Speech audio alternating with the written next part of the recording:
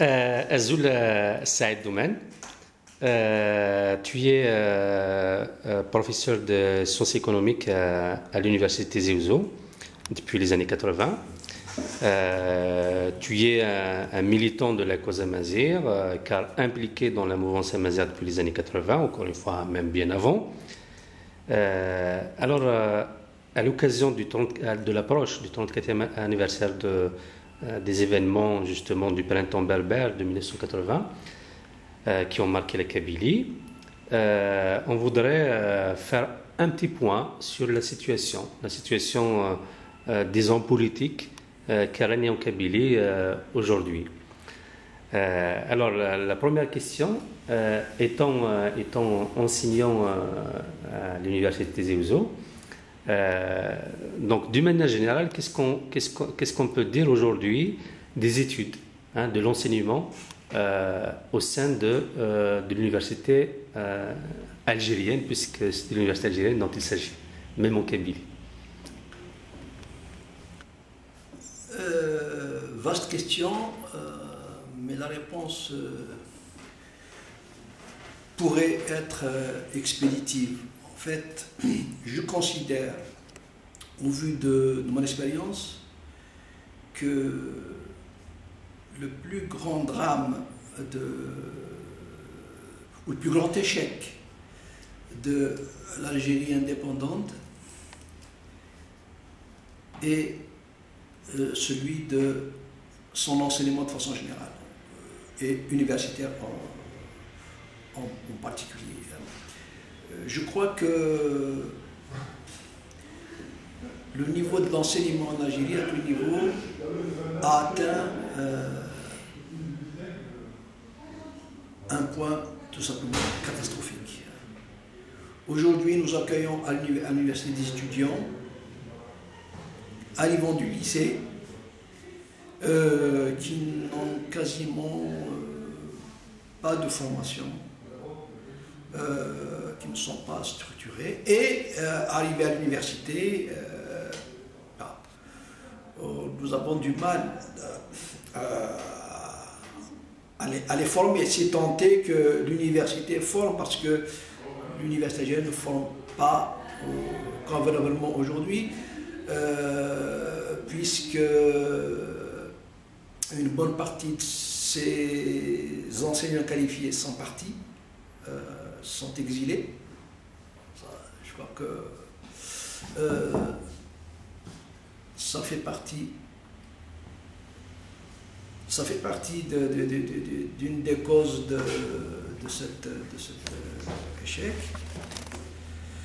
Ensuite, si je peux encore ajouter un ou deux causes importantes de cet échec, il y a le problème démographique, le problème des effectifs étudiants, le bac pour des raisons politiques il est accordé à tous les lycéens, donc c'est des foules d'étudiants qui arrivent chaque année à l'université. L'université ne peut pas sérieusement former des bataillons d'étudiants. L'université forme généralement une élite. Du coup, l'excès, j'allais dire, je crois que le mot peut-être ne convient pas ici, le surpoids démographique d'étudiants fait que l'université n'assure pas un enseignement de qualité. Je prends uniquement le cas de l'université Zéouzo.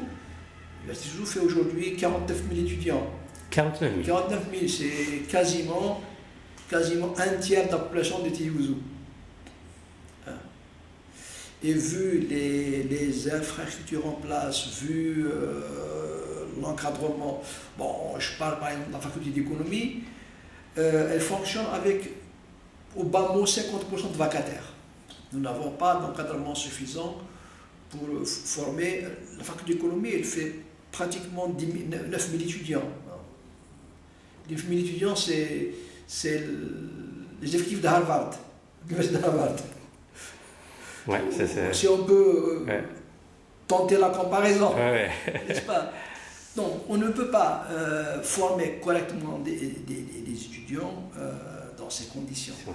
Et ensuite, peut-être le point le plus important, on l'a toujours dit, mais on n'est jamais écouté, l'arabisation de l'enseignement a complètement détruit le système éducatif algérien, mais ça ne date pas d'aujourd'hui, c'est parti depuis l'indépendance. Mais aujourd'hui, nous sommes arrivés à un niveau où on ne peut pas dire que l'école algérienne aujourd'hui enseigne, forme.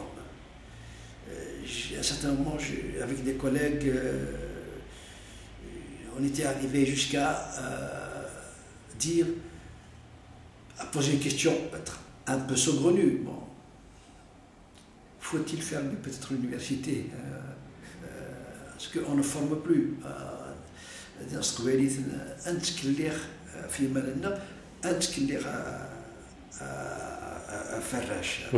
في المزيان اتصلنا تولي دبلوم على غير على السنه وبنا لك à l'université il n'a pas appris grand chose et nous nous sentons responsables, il faut dire.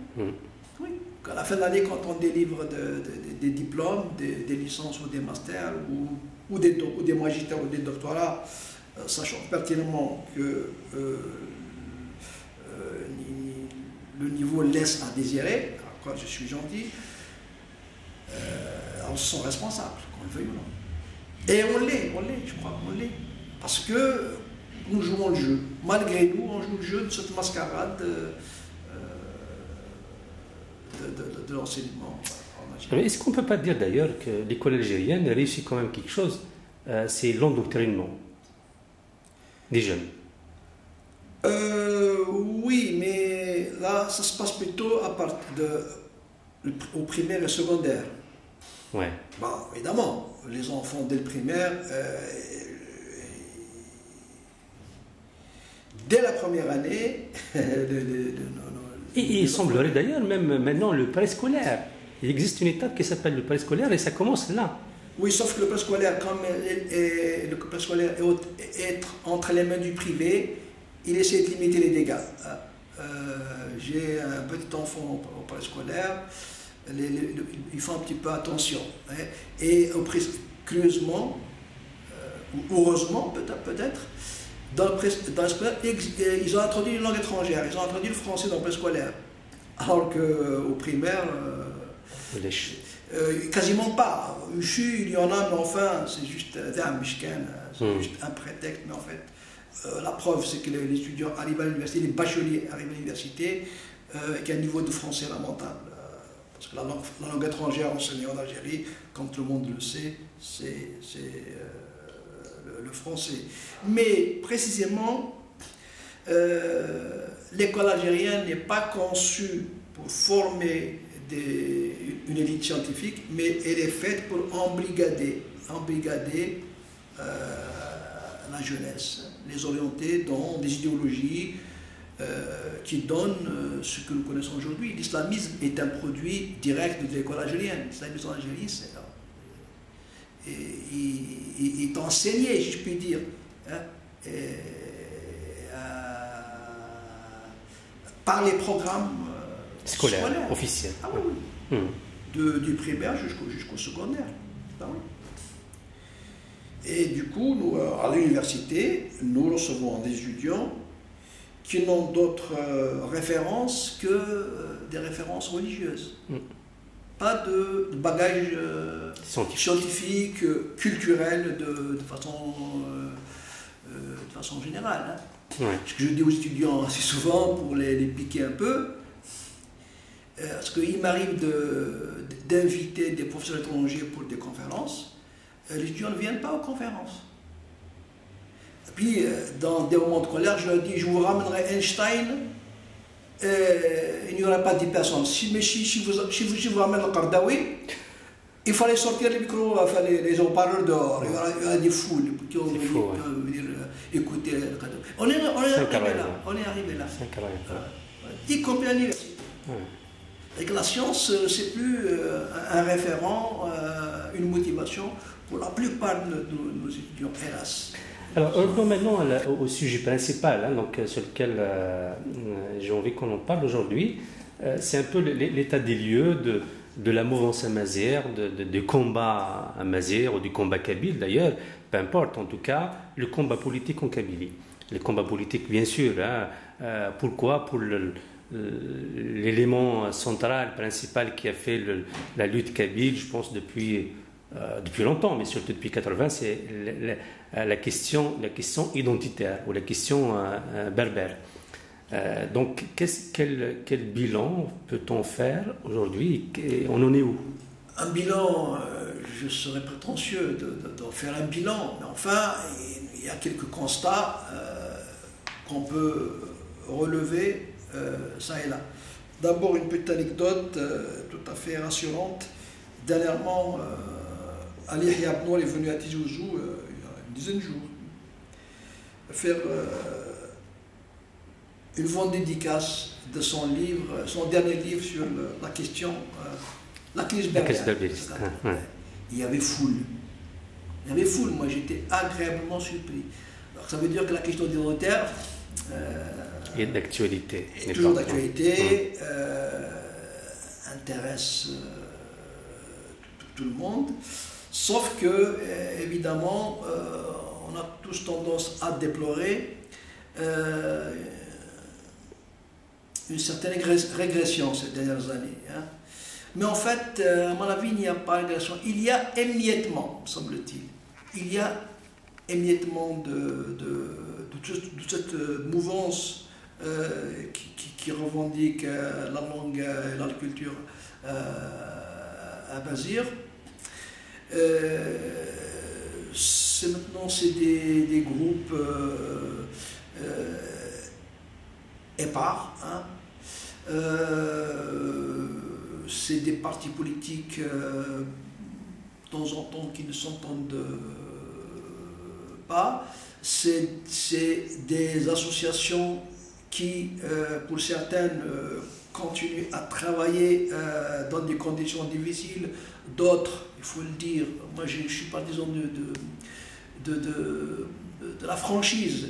Ils sont soudoyés par le pouvoir.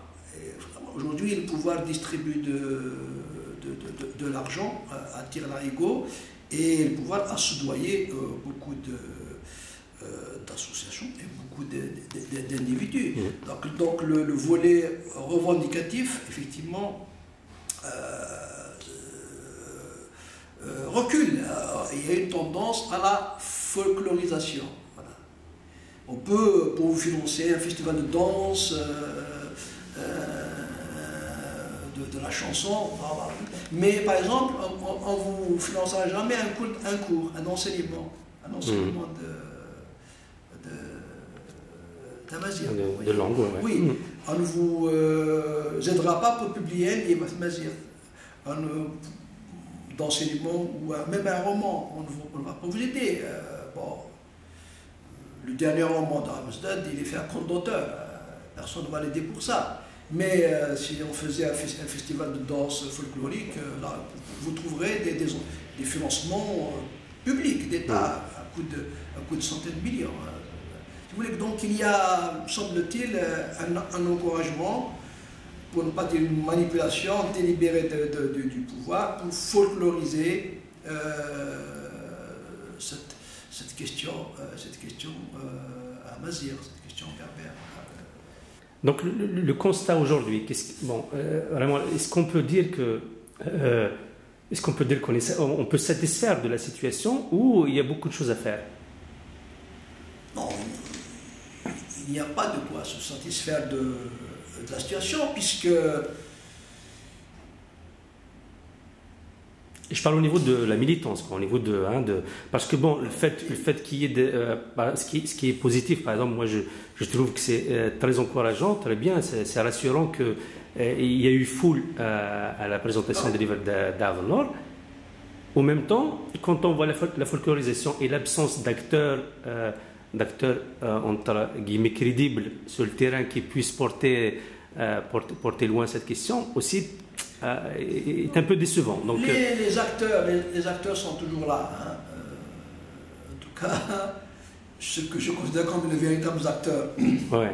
Ceux qui ne sont pas venus squatter uniquement pour raison, ça existe, hein, il n'y a pas à se le cacher. Les acteurs sont toujours là, sauf que, bon, ils n'agissent plus dans un cadre collectif, chacun agit dans son petit coin. Il y a quand même un point positif, beaucoup des anciens acteurs maintenant se mettent à écrire. Si tu es allé chez la librairie Cheikh Tizi Ouzou, tu vas y tout un rayon de livres de production amazigh. Des didacticiens qui écrivent enseignement, des romanciers, des historiens. Et il y a une production culturelle assez consistante quand même dans ce domaine. Hein. Et quand on regarde les noms des auteurs, c'est souvent des acteurs connus qui ont milité. Alors, peut-être que la phase revendicative, peut-être qu'elle n'est plus de mise, ce qui fait que ces acteurs-là ont transféré leurs compétences dans l'écrit. C'est pas plus mal. Ça peut être même plus intéressant que ces auteurs s'occupent de production. Mais il est vrai que ces mouvements, manifestations de rue, effectivement, on ne les voit plus. Et c'est généralement autour de ça que les gens jugent l'état de santé de cette revendication, parce qu'il n'y a plus de manifestations de rue. Mais à mon avis, ce n'est pas le plus déterminant dans l'affaire, parce qu'il n'y a pas de manifestation de rue, parce qu'il n'y a pas de répression draconienne comme dans les années 80. Maintenant, on ne vous arrête pas parce que vous revendiquez ta mazir. Mais il y a d'autres stratégies adoptées par le pouvoir. C'est celle de folkloriser, comme je viens de le dire, et parfois celle de soudoyer. Ouais. Pour dire les choses, bon, il y a la corruption. L'Algérie est corrompue et je ne vois pas pourquoi les militants de Mazir seraient indemnes. Ouais. Certains ont été corrompus, c'est la réalité. Certains, ou on peut dire beaucoup, ont été corrompus. Non, certains. D'accord. Certains. Non, j'ai dit beaucoup, parce qu'il y a certains, il y a beaucoup, pas tous, ça, c'est heureusement. Hein.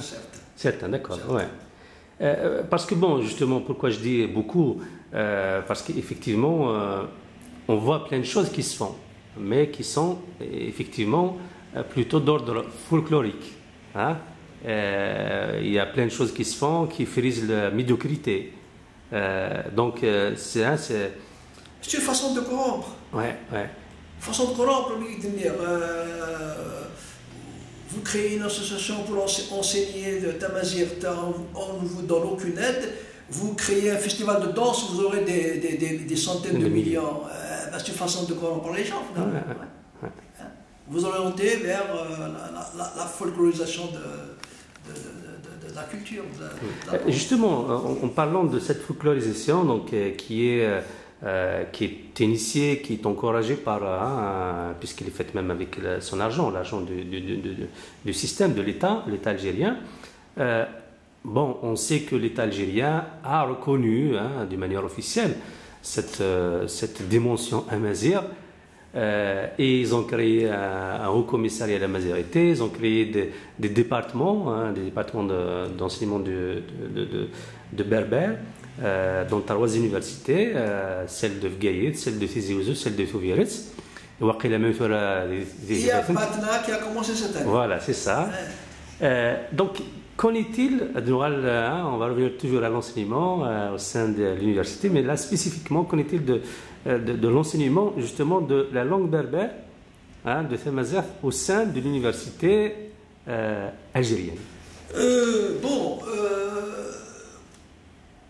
Les départements de Tamazight dans les quelques universités où la langue est enseignée, Fgaïd, Tizi Ouzou, Touviritz, Sougassegui, مثلا إثباتات كمان كانشاويين.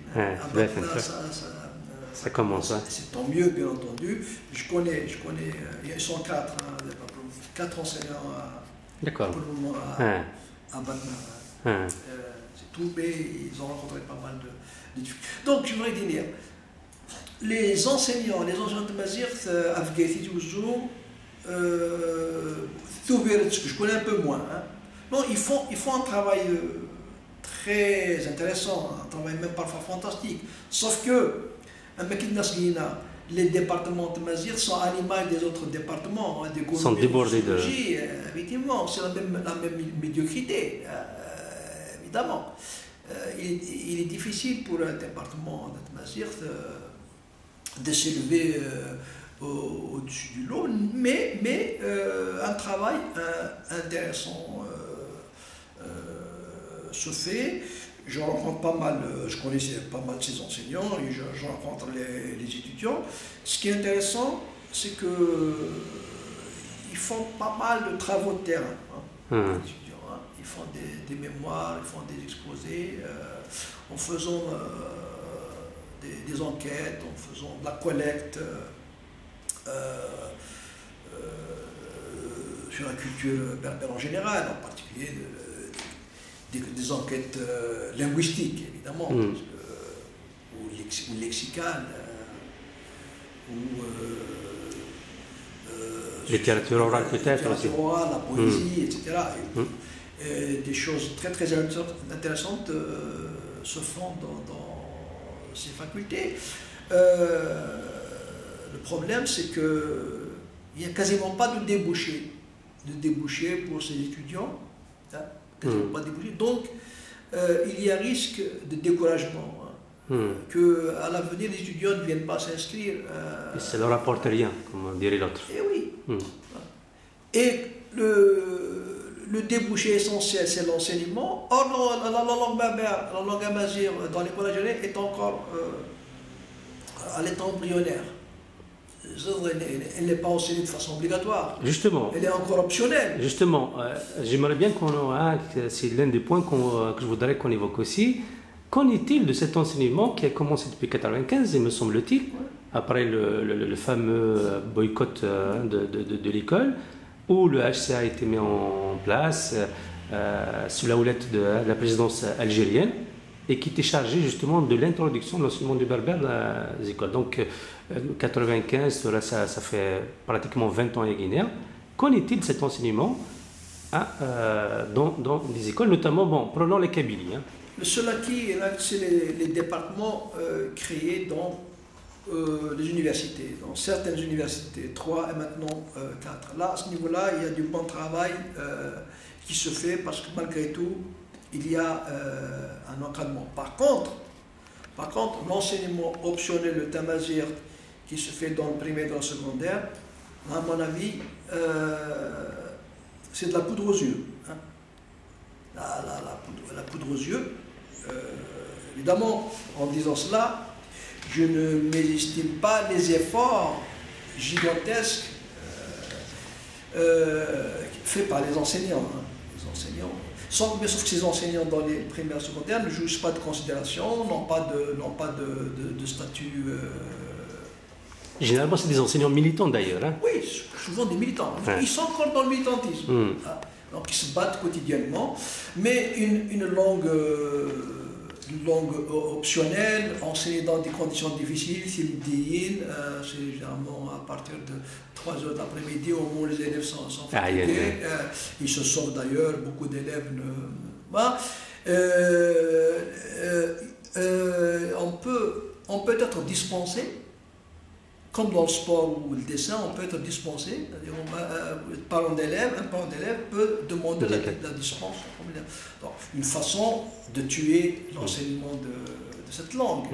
Et c'est ce qui fait que, en dehors de la Kabylie, il n'y a quasiment plus d'enseignement. À Alger, il y en a encore, je crois, 40 ou 50 élèves. Dans Alger, la capitale, où il y a une masse de berbérophones. La plus grande ville des Kabyles, peut-être. Certainement.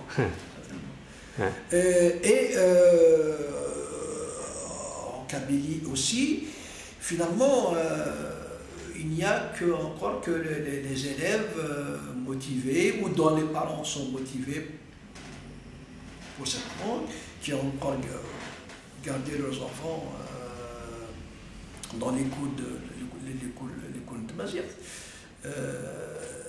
Et en tout cas, ça ne fera que s'aggraver. Les défections continuent tant que l'enseignement de Mazir n'est pas rendu tout à fait officiel, obligatoire dans l'école.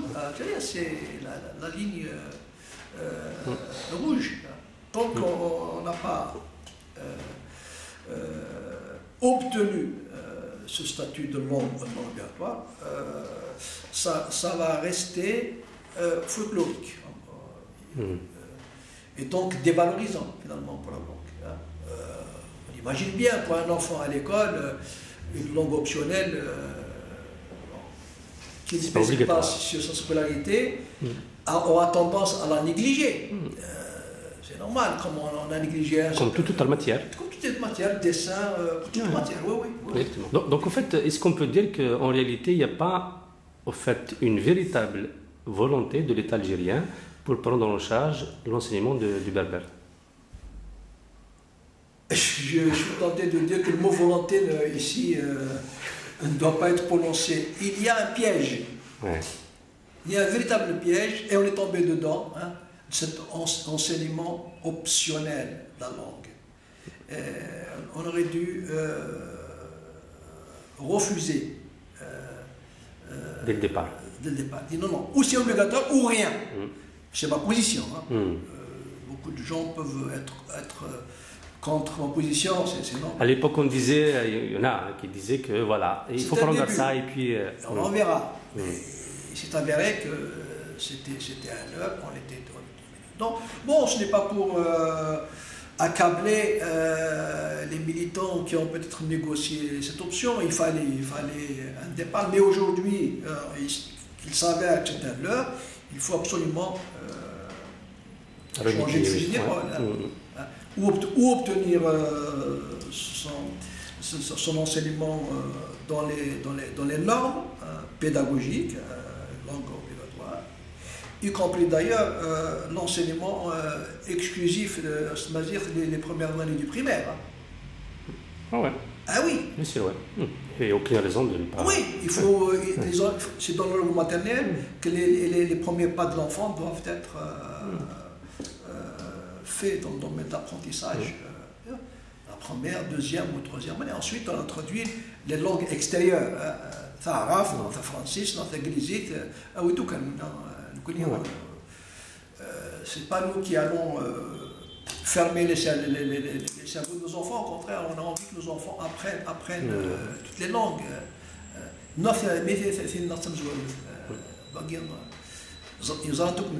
En particulier les psychologues d'enfants connaissent bien cette question. Mais bon, le HCA, il a fait ce qu'il a pu, mais son secrétaire général l'a reconnu récemment. Il vient de partir à la retraite, que je vois de temps en temps à Tizi Ouzou, a reconnu que c'était un leurre. C'était un leurre. C'est une institution vide, à qui on ne fait pas jouer le rôle de mettre en place, d'encourager, de proposer un enseignement. On l'a neutralisé.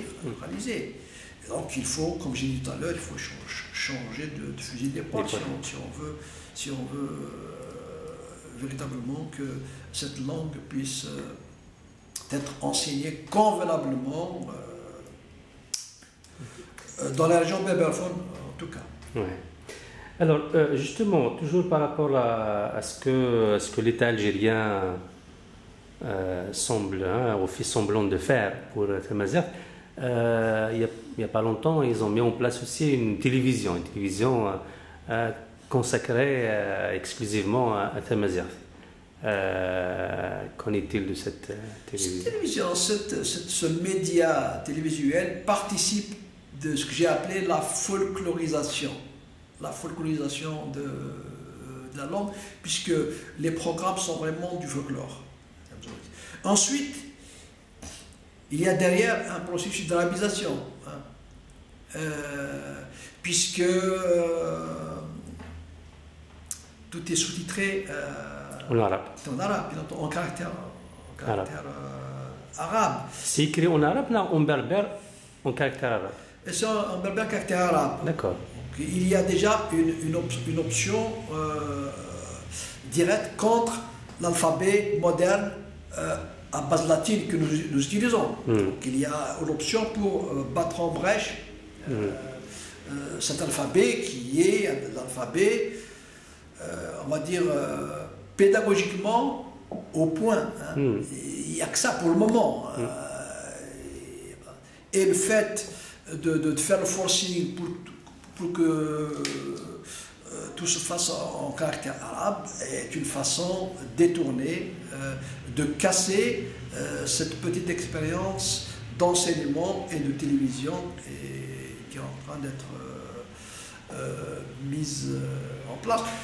J'ajouterais, on a ouvert une radio Kabila Tizi Ouzou au Sénégal. Mais les programmes start. D'accord. Les programmes start. C'est aussi une option, le projet d'arabe continuer à pour mieux arabiser. Mieux, non plus. Et concernant les contenus, pour la télévision par exemple, les contenus. Écoutez, les contenus, je ne regarde pas cette télévision. Hein. Mais certainement, il y a des gens qui t'en parlent. On m'en parle autour de moi, ouais. On me dit, voilà, j'ai vu. Bon, alors, à ma dire, c'est des programmes de type folklorique. Ouais. Aussi bien les sketchs, les pseudo-films qu'ils font, les reportages qu'ils font à droite à gauche, c'est du folklore. Matandi, encore une fois, they need Et il n'y a pas de. Les programmes ne contiennent pas des propagandes religieuses, par exemple, je sais pas. Propagande religieuse est partout. Les radios Tizi Ouzou. Donc ça c'est évident quoi. Non, la propagande religieuse est partout. On y va. Non, mais je pense que c'est important que les gens le sachent aussi, parce que... ouais. Aujourd'hui, l'idéologie de l'État, c'est la religion. Après quel était le nationalisme, le forcing, c'est autour du discours religieux. Bon, c'est connu. Quand je discute avec mes collègues économistes, les usines ferment l'une après l'autre et c'est des mosquées qui sont en train de construire partout, dans tous les quartiers, dans tous les villages. Des projets de construction de mosquées, ils ont un centre culturel islamique. Mais d'où vient tout cet argent parce qu'il y a des mosquées qui poussent partout, comme des champignons. Alors, il y a d'abord l'argent de l'État. L'argent de l'État. L'État finance la construction de mosquées et il encourage les quêtes, beaucoup. J'ai vu des habitants de certains quartiers faire la quête pour construire leur mosquée. Oui. Adadin, Sakhamik, alors, oui, c'est ça. Eh oui, est-ce que quand tu écoutes la chila après.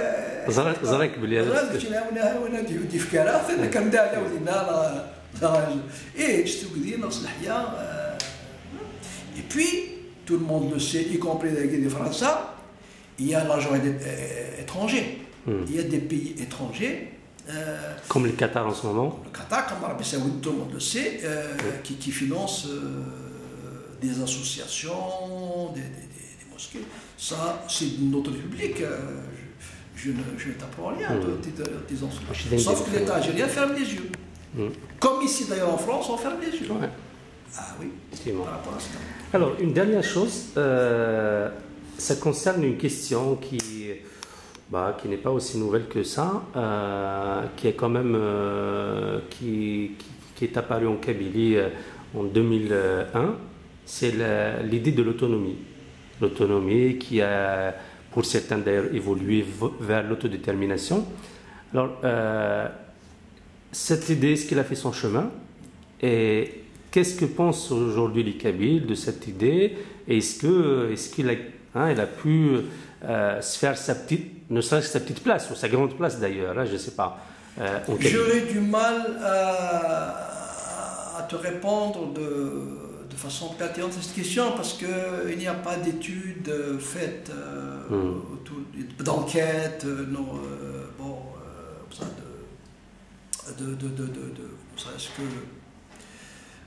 d'interviews pour voir ce que pensent les gens de cette idée. Bon, donc ce que je peux te dire, c'est uniquement mon impression. Moi, tout ce que je vois en Kabylie, cette idée d'autonomie n'a pas fait beaucoup de progrès. Hein. D'accord. N'a pas fait beaucoup de progrès. Il y a un mouvement, autonomiste, un groupe d'autonomistes qui est visible, hein, puisqu'ils sont dans la rue, hein, le 20 avril, d'ailleurs. C'est le MAC, hein? Oui, oui. Ouais, le MAC. Oui, oui, le MAC, il fait appel à des manifestations. Il y en a la police mais je que cette idée n'a pas fait encore beaucoup de chemin. Alors, ça, c'est un constat, à mon avis, qu'on peut vérifier. Maintenant, ce que je ne peux pas préciser, c'est que je ne sais pas pourquoi. Je ne sais pas pourquoi cette idée d'autonomie ne prend pas au sein de la population. Ça reste une énigme pour moi. J'essaie de comprendre, mais j'avoue que je n'arrive pas à dire pourquoi. Alors que, en théorie, c'est une idée généreuse. Ben oui. Se prendre en charge, être autonome, c'est très bien. Et puis même l'idée de ne pas dépendre de l'État. L'idée de rupture avec l'État algérien, oui, c'est vrai que. Bien entendu. Ben oui, ne serait-ce que pour faire vivre notre langue, notre culture, tant qu'on reste sous la botte de l'État algérien, on aura du mal à avancer. Ah oui, un État qui compte, donc il y a plus. Un État en plus qui ne cache pas sa haine de la Kabylie. Comme le 2001, je pense que 2001 étant le. Ce constat est fait. Ouais. Maintenant, encore une fois, la question qui reste une grande question pour moi est pourquoi les Kabyles, de façon massive, n'adhèrent pas à cette idée, hein, qui n'a d'intéressante, généreuse, féconde. Je voudrais que les gens n'adhèrent pas encore. Ça reste une question à laquelle je ne peux pas répondre. D'accord. Merci. Alors là, pour finir notre entretien, c'est pas bon, si je peux l'exprimer ainsi, si tu as un souhait aujourd'hui pour la Kabylie, c'est lequel? La Chine زمال سنسير مساكن كان يبغى سنسير ربح ولا ربح يمنا يورونا تمورث القبيل شو كان اول النسيد سي زوارني بون سكود مازال الدوله انت ورا تمورث الجزائر ثمورث القبيل التفري مانيس بعد الحكومه كاين بوتفليقه Bouteflika est en train de se venger, hein, terriblement contre la Kabylie depuis qu'elle a été mal accueillie lors de ses visites. Ouais. On l'avait caillassé et depuis, donc, au point où c'est de notre public, il n'y a plus d'investissement d'État en Kabylie. D'accord, donc ça c'est vraiment, il n'y a pas d'investissement d'État. Il n'y a pas d'investissement de l'État en Kabylie. Et même l'investissement privé non plus, puisqu'il y a l'insécurité. Hein, l'insécurité, on peut même dire organisée. Probablement qu'elle est fomentée, organisée. En tout cas, on ne fait rien pour ramener la sécurité. D'ailleurs, excuse-moi par rapport à ça. En tout cas, les Kabylie n'a jamais été aussi investi par l'armée, par la police. C'est une région très militarisée. Oui, si. Dans l'imaginaire ou l'esprit ou la tête du pouvoir, la Kabylie a toujours été dans une région, on va dire, peut-être pas ennemie, mais en tout cas hostile à sa politique d'ordre. Donc il a toujours surveillé de très près par ses forces répressives, gendarmerie, armée, police, indicateurs. C'est des bataillons, effectivement. Ça depuis toujours. Hein. Ça ne date pas d'aujourd'hui. Peut-être que la situation va se desserrer un peu parce que maintenant, dans d'autres régions d'Algérie, les gens se soulèvent, voir ce qui se passe dans le ZAP. Peut-être que ça va se desserrer un peu pour la Kabylie, peut-être. Oui, donc tu disais qu'il y avait cette insécurité, tout ça qui décourage les investisseurs, et ça c'est normal. Un investisseur ne va pas engager 6 millions ou 6 milliards si il y a un risque d'être kidnappé ou de voir son usine brûlée ou recevoir des menaces. Bon, évidemment. Mais la situation n'est pas favorable à l'investissement privé sur le plan sécuritaire. Quant à l'État, l'État a déserté la Kabylie. Bouteflika se venge contre la Kabylie. Il a asséché tous les investissements. Voilà, bah écoute, كلمة سنقرات.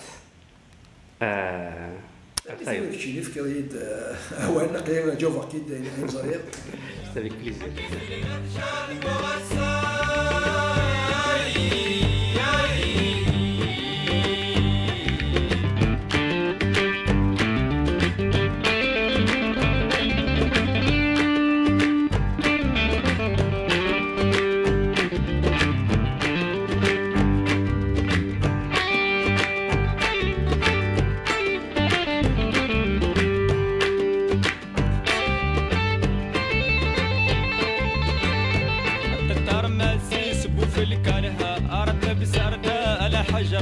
يغنم متغار دمداي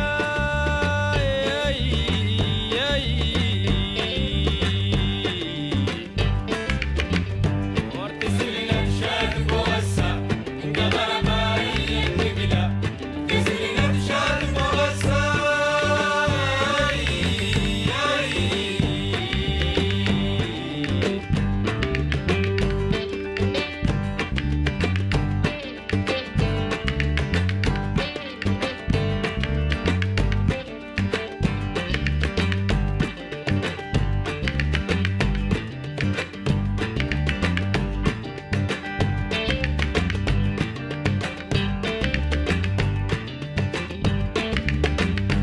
يدك تغان من رجال إجازات غسوة